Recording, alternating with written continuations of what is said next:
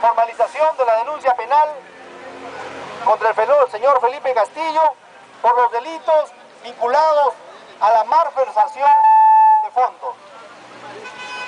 Es por esa razón que nosotros queremos solicitar al presidente de la Junta de Fiscales de Lima Norte, queremos solicitarle de que el proceso judicial que se va a iniciar en unos días sea con prisión preventiva.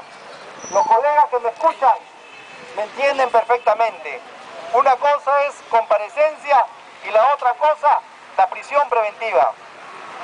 Se justifica por cuanto son cerca de 18 años del mandato del señor Felipe Castillo. Y sin embargo, él a sabiendas de que tiene varios procesos penales, y en particular él sigue utilizando la chequera municipal. Y esa es la situación que nosotros no debemos permitir, y por esa razón es que presentamos esta iniciativa ciudadana. Las diversas organizaciones de vivienda, los presidentes de las asociaciones de vivienda de Los Olivos, pedimos la inmediata prisión preventiva del señor Felipe Castillo.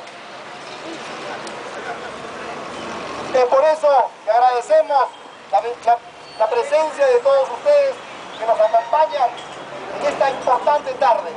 Venimos caminando desde la Municipalidad de Los Olivos y en unos minutos vamos a ingresar a tener la entrevista con el presidente de la Junta de Fiscales de Lima Norte y oficializar la demanda ciudadana de prisión preventiva del señor Felipe Castillo, que se encuentra cerca de 20 años en el poder.